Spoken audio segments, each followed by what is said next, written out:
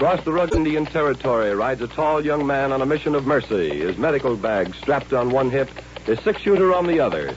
This is Dr. Sixgun.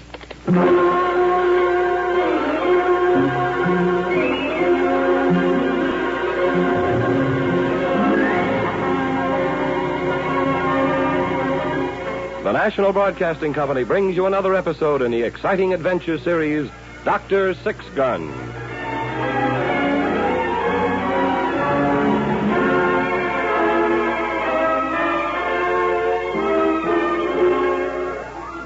Gray Matson, M.D., was the gun-toting frontier doctor who roamed the length and breadth of the old Indian Territory. Friend and physician to white men and Indian alike, the symbol of justice and mercy in the lawless West of the 1870s, this legendary figure was known to all as Dr. Sixgun.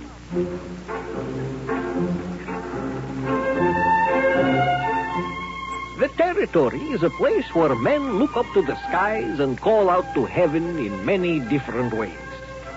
We have seen the wagons of the Mormons rolling west, Dunkards, Mennonites, the Catholic padres of the Spanish missions to the south and the west, and in the Indian country the worship of the Manitou, the sun, and the spirits of the dead goes on as it has for 1,000 years before the coming of the white man.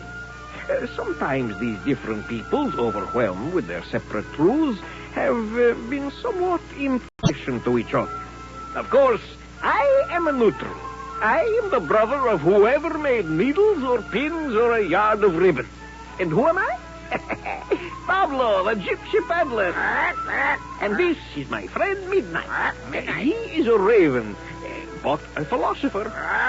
All men are brothers. A humanist. Birds, too. And a universalist. Of course, in the Territory, a place of violent death and violent life, many men face eternity with a curse and a defiant pistol shot into the quiet sky. Such a man was Harvey Fraser. He was standing at the end of the bar at the Bull Run Saloon one night, drinking quietly. I was sitting at a table with Doc Sixgun when O'Shea, proprietor of the Bull Run, came up to the table. Evening, Doc. Everything all right? O'Shea, Piney's cooking is improving week by week. This steak is much tenderer than the one I had last Monday. It ain't Piney that's improving, Doc. It's the side of beef both them steaks come off of. It's aging and mellowing. Too bad the same can be said for your whiskey. I don't get the turnover in beef. I get whiskey. It ain't got time to age. Sometimes it ain't got the time to quit sloshing around in the barrel from the wagon ride over from the distillers in Chisholm City. Well, you keep right on serving it, O'Shea.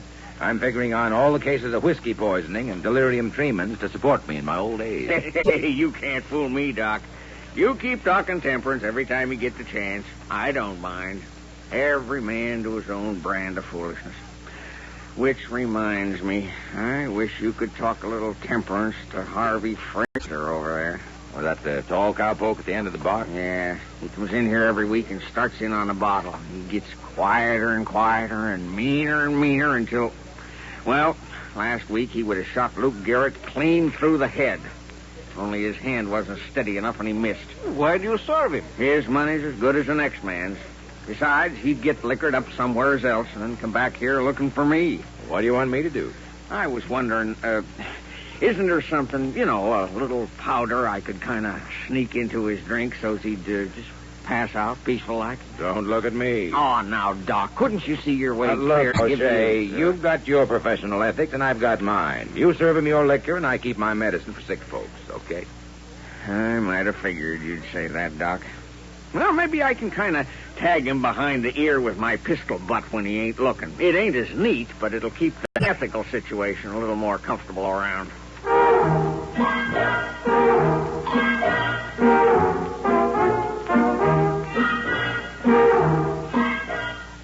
About a week after that, Doc and I rode out to the west of town. Doc was riding a circuit of calls, and I had my pack.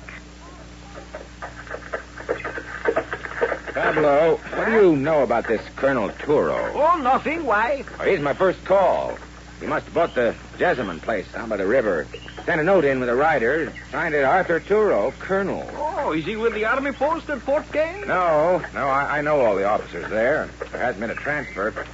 I expect it's a Southerner still carrying his Confederate rank. Wonder what he'd say if I introduced myself using my rank, Private First Class Matson. I must try that sometime.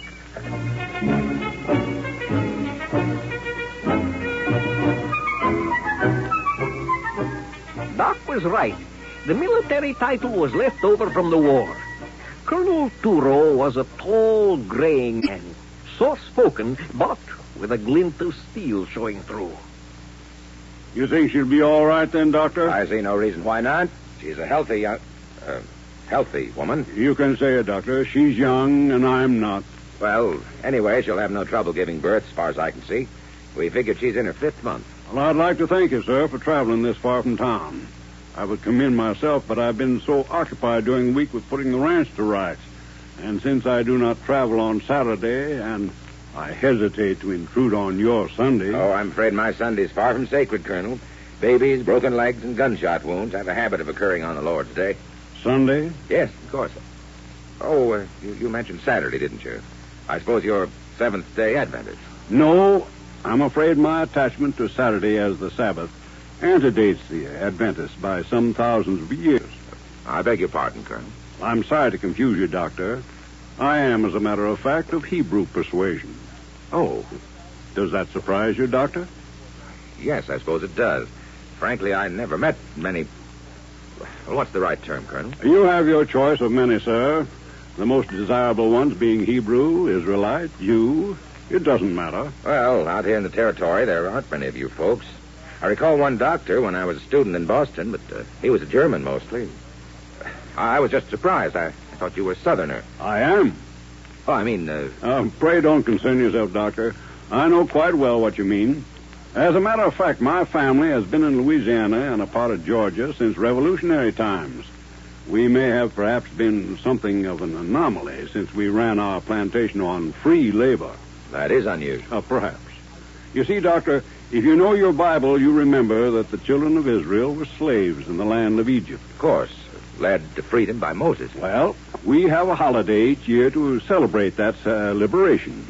And I suspect my father became increasingly uncomfortable each year, thanking God for the deliverance of his ancestors from bondage, while he held the ownership papers of some hundreds or more slaves, several of whom served the dishes of bitter herbs that are supposed to remind us of the bitter days of slavery. I can see that he might.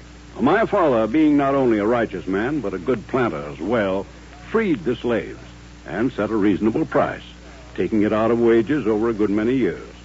And by the time I came into the property, all our people were free and working for wages. It made us somewhat unpopular in the county. But you fought for the South? Yes, it was my country. Pray do not point out the inconsistency. I'm well aware of it. And now, Doctor, I'd like to invite you to join us this evening. It is the eve of the new year. The new year? Our calendar is somewhat ancient, Doctor, and has tended to drag a little. But take my word for it, though, it is the new year.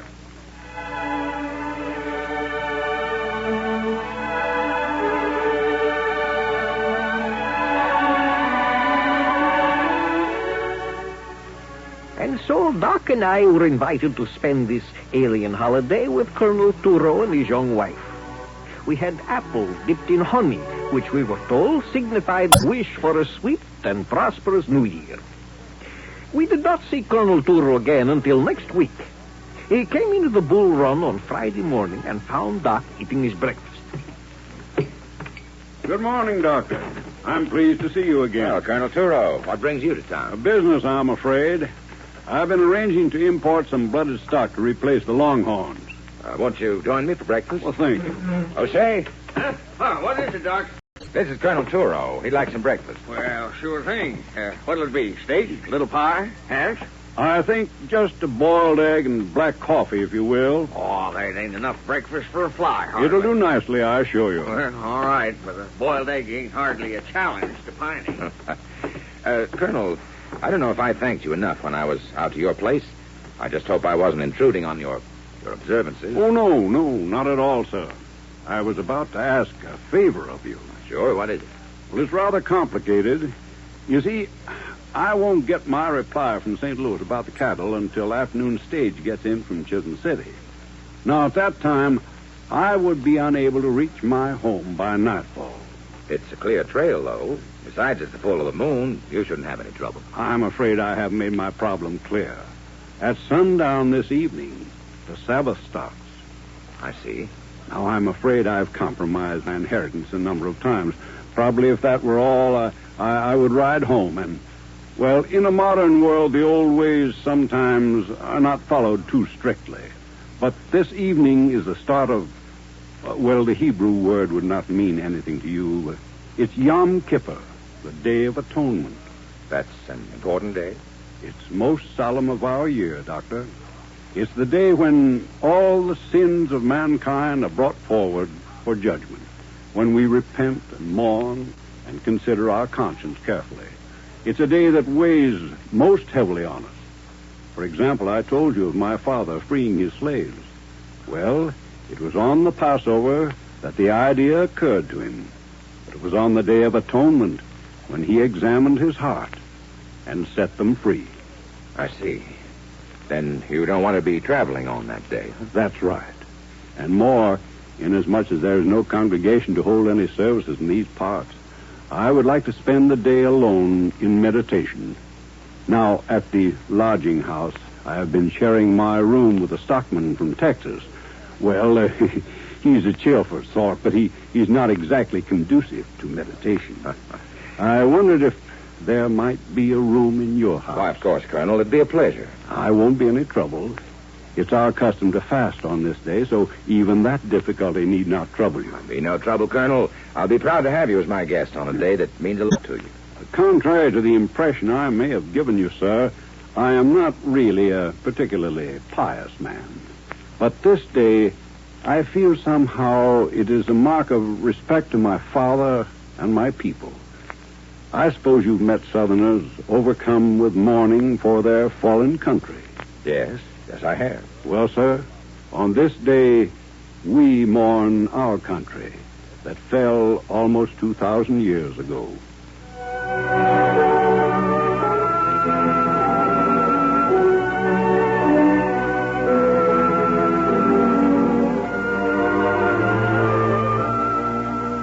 Colonel Turo sat with Doc through the afternoon, waiting for his message on the afternoon stage.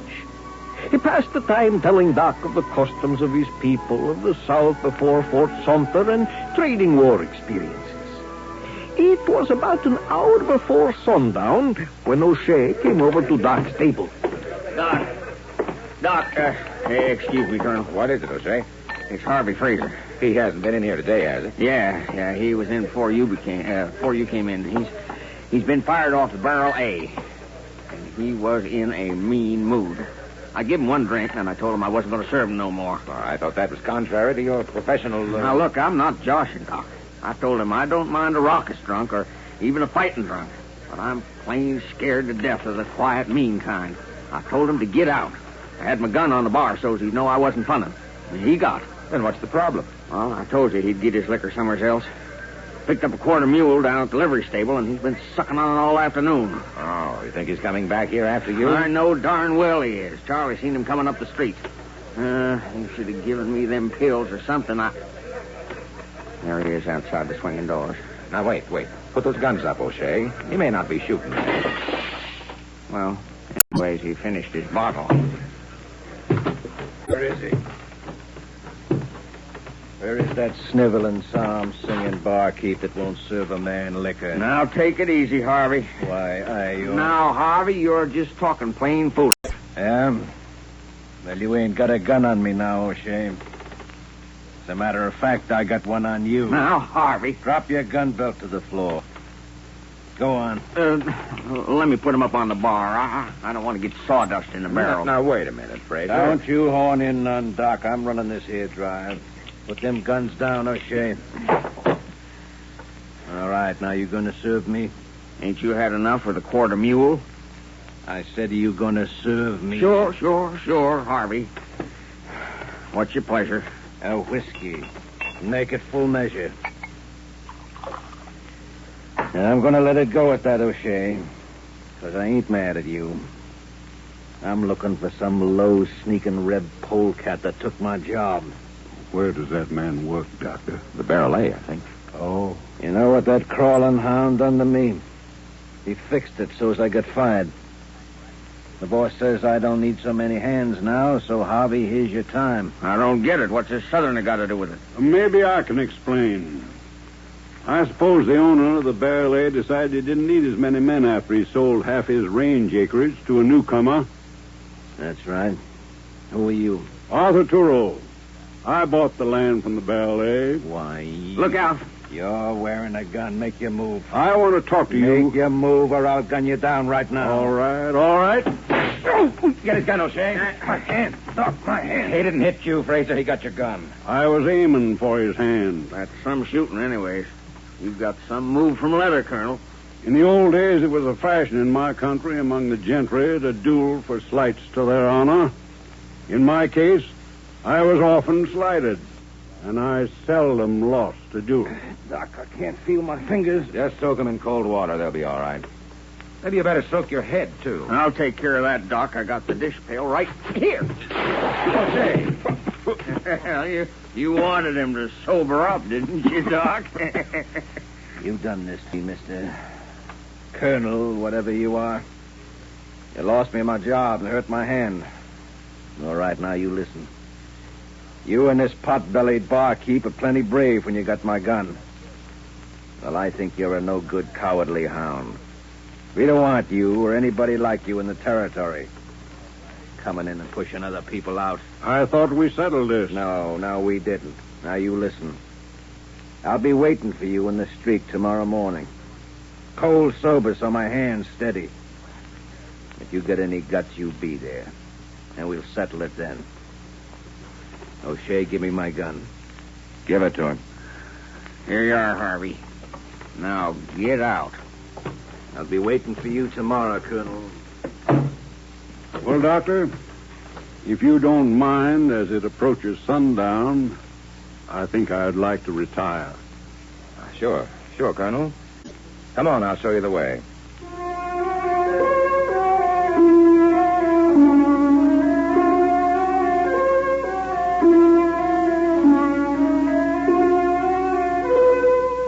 We all walked over to Doc's.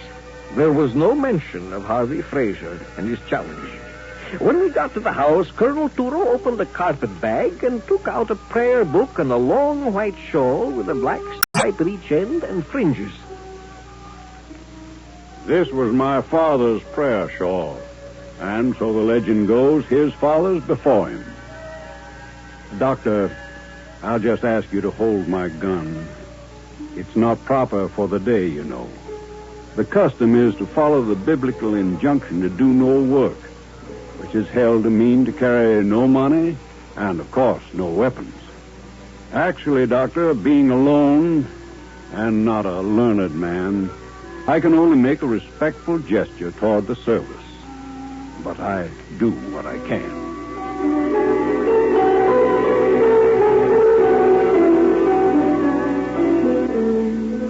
So throughout the evening, Colonel Turo sat by himself, wrapped in the old prayer shawl, and read from the prayer books, murmuring the strange language softly to himself. In the morning, Doc had breakfast at the Bull Run, and the Colonel stayed in his room. I think Doc was much impressed. The unfamiliar ritual was somehow awesome. It's real strange. Here you learn in Bible school all about these people. Chances are you never get to really know any. Not in this part of the country. You should have fooled me. I would have thought the Colonel was an American. O'Shea, when did your father come over from Ireland? 1848, when the potatoes give out. Why? The Colonel had kin way back that signed the Declaration of Independence. Huh? Oh, yeah. Yeah, I see what you mean, Doc. What did the Colonel say about Harvey Fraser? Nothing. Well, Harvey rode into town at sunup. He's been waiting around ever since to catch the Colonel on the street. O'Shea, you mean he seriously intends... He sure does. He's telling anybody who'll listen that the Colonel is a yellow dog who's going to sulk in his room all day because he's scared. But I told you, it's this very important religious time for the Colonel. That don't make no never mind to Harvey. He'll be telling everybody how he made the Colonel back down. But the Colonel can't fight or even carry a gun today. It's against his religion. I don't know if Harvey will wait till tomorrow. He's really got blood in his eye. He comes in here for a drink maybe every 2 hours, just so he won't get too much and unsteady his gun hand. Looks to me like the colonel is over a barrel.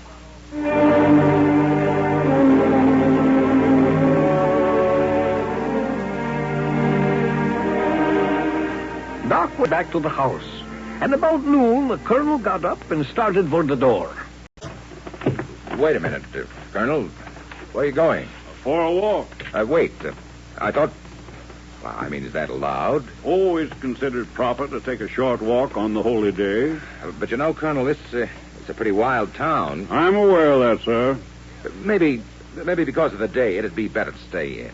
I don't take your meaning, sir. Well, Colonel, to be honest, Harvey Fraser is out there waiting for you. Oh, yes. Yes, he said he would be, didn't he? Oh, you can't go out. Why not? Because he'll gun you down. Doctor, in my old home in our country, if a man challenged your courage and impugned your honor, there was only one thing to do. You meet him. Oh, then you're going to take your gun. No. Not today, Doctor. But you can't just go out there and walk into Harvey Fraser's bullets without your gun, without fighting back. Not today, Doctor. My honor has nothing to do with respect for my father's. Not in this case. I cannot compromise one for the other.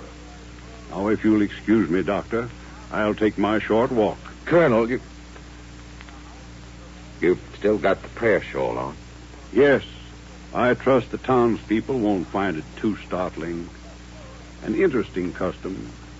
You know, often a man has the same shawl from boyhood, and when he dies, it becomes his shroud. Well, good morning, Doctor, and peace to you.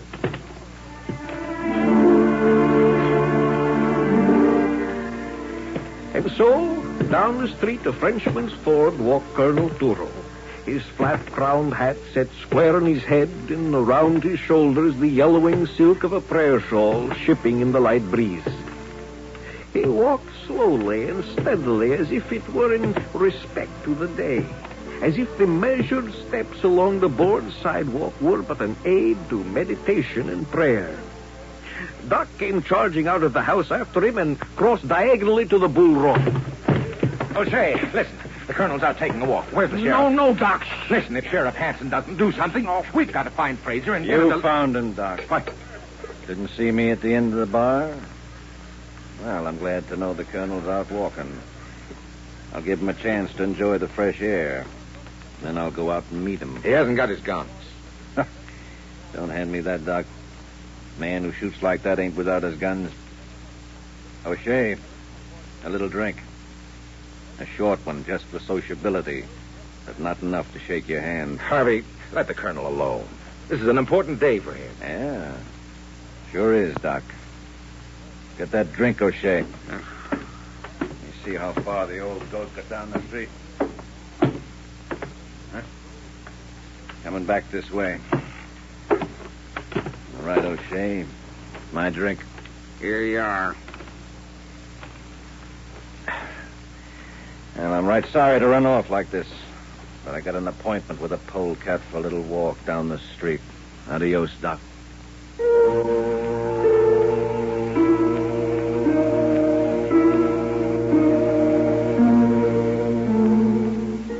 There was nothing too unusual in the scene.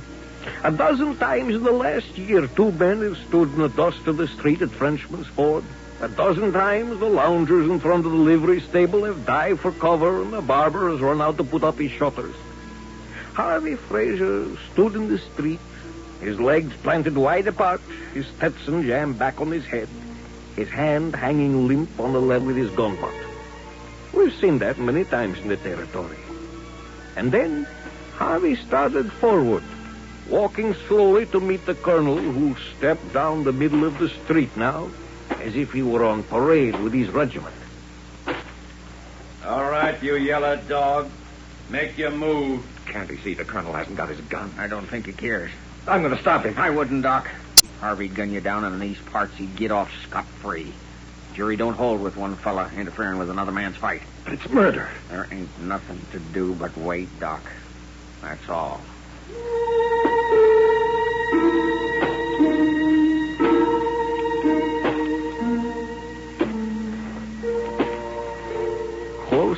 they came together on the street, and we could see that the colonel seemed to be talking to himself in that strange tongue of so many years ago. Draw. Go ahead, you old wall-eyed steer. Draw. I give you a chance.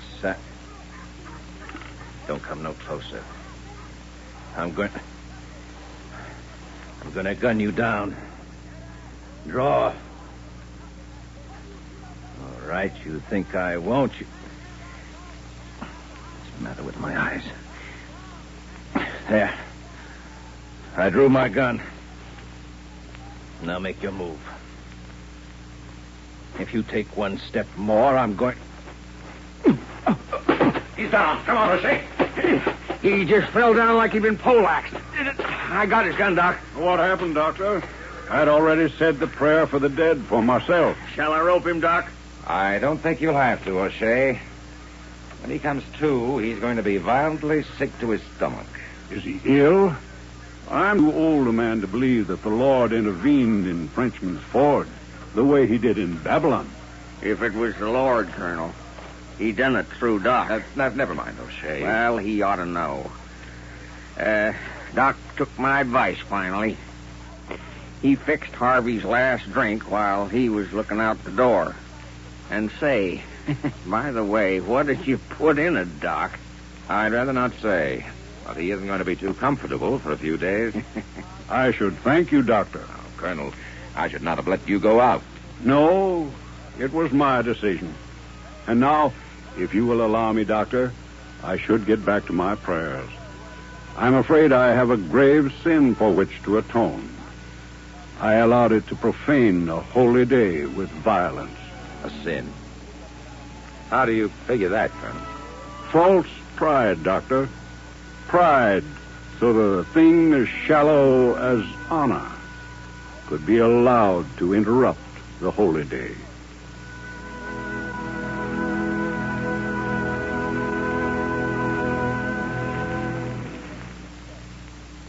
You have been listening to Dr. Sixgun, brought to you each week at this time by the National Broadcasting Company.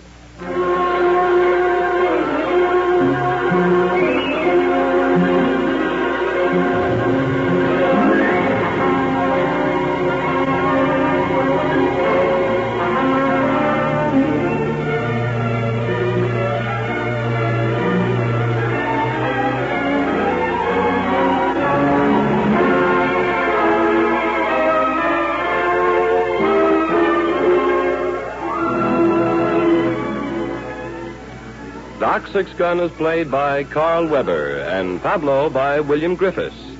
Today's script was written by Ernest Kenoy.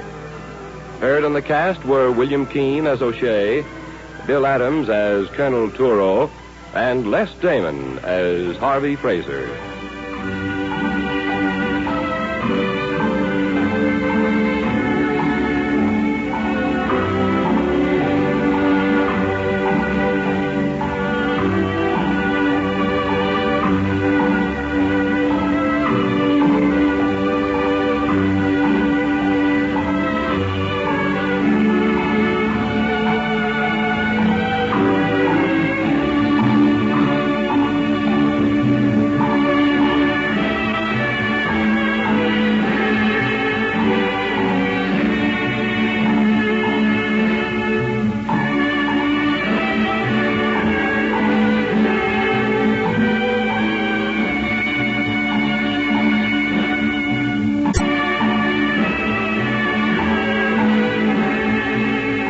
Dr. Sixgun, starring Carl Weber as the frontier doctor, with William Griffiths as Pablo, the wandering gypsy, has come to you through the worldwide facilities of the United States Armed Forces Radio and Television Service.